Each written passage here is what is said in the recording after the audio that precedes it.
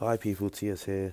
Just doing my review of our 3-1 away defeat to Manchester City at the Etihad Stadium. Um, of course, going into the game, a lot of fans, a lot of people weren't expecting us to get anything out of it. So I think us losing 3-1, some people, they weren't really expecting much from it, and they kind of expected it. Um, One of the key things that kind of wound me up with this game is, of course, within the first minute, you know, Iwobi messing around with the ball on the edge of the box, and Man City get the ball, put one ball in the box, Aguero scores. It was probably about 50 seconds in. And then no matter what team talk, whatever preparation Emery's done for the whole week is out the window within the first minute. Of course, then we're chasing the game. We did get back within 10 minutes. Of course, Koscielny scored from the corner.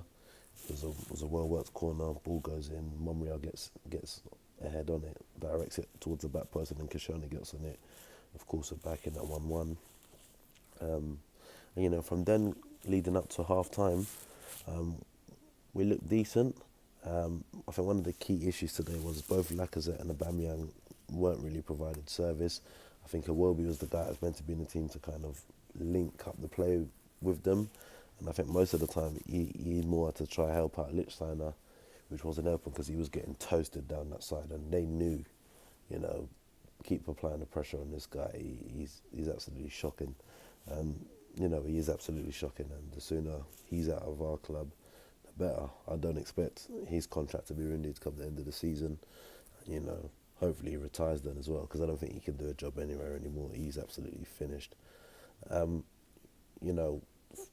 Back to what I was saying, going in from when we equalised up until half time, we look like, if we get in at half time, maybe we can work on a couple things going into the early parts of the second half. Right in half time, again, they go down the wing, put the ball in, Aguero scores again, 2-1.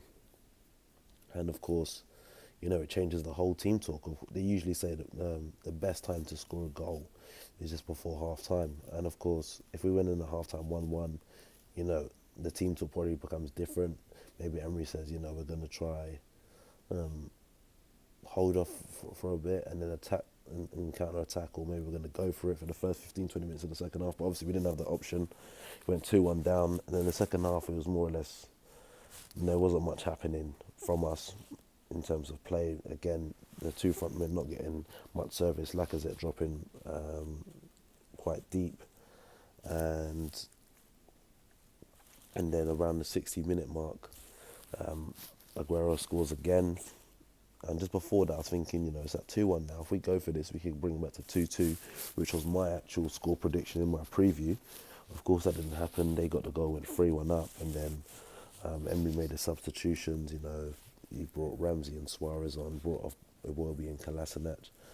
And then, although Mustafi, he went down a bit, in the end he took him off and brought on Mavrapanos. And it was one of the ones you're just like, although I didn't expect much from the game, I think Emery has to be held culpable for some of these results, because I see some people say on Twitter, and it's like, as much as he hasn't been given much money to invest, at the same time, it's like, what difference are we really seeing this season? In terms of some players, I've seen some players improve,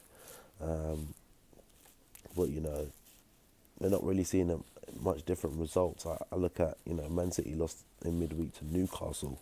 Like, surely we have a better team than Newcastle. No matter if Newcastle played at home that day, surely if a team like Newcastle can beat City, if Palace can, do stuff for City, surely we can. And I think one of the key issues that we have is that we don't have width. I know he's brought in Suarez for width, and he didn't really look too great when he came on. Wasn't really bursting with much desire to kind of, show what he's capable of doing in front of the fans for the first time. But I look at, our current main real wing is Iwobi. And you look at Man City, they got Sterling, Sane. They're literally miles ahead, and I think definitely come the summer, we need some major investment. I know a lot of people have their thoughts on the owner and stuff, and personally speaking, I'm not one of his biggest fans either. But for the players that we have, it's surely better than some of the teams around us, and we need to be getting better out of it now. I'm not going to have a meltdown. Of course, you look at our fixtures for the rest of the season. The real main two. So we got Tottenham away in March, and we've got Manchester United at home in March. And other than those, the rest of the games are more or less favourable for us. Of course, there will be some teams in there that will be towards the bottom of the Premier League.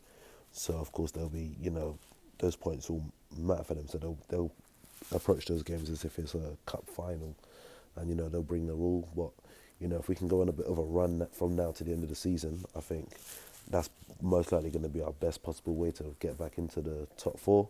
We're not a million miles away from it, and we was in it 2 days ago. So if we can go on a run now and get in some good performances, hopefully we can do the business, because I think it's going to be easier to do that than win the Europa League. Of course, if it was to win the Europa League, it'd be a trophy and we were back in the Champions League.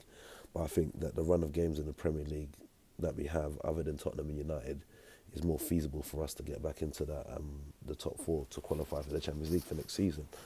But on the game, overall, disappointed. But I'm not mad. Maybe for the next game, formation needs to be switched up a bit. I don't think that playing two strikers works unless you have someone creative in the team.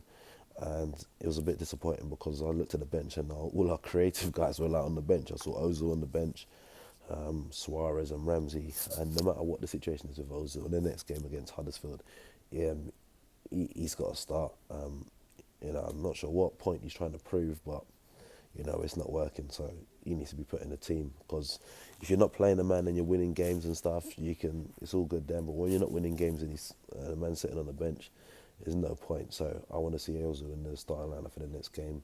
Of course, I'll be doing a preview for that. So if you haven't already done so, please subscribe, and I'll catch you later.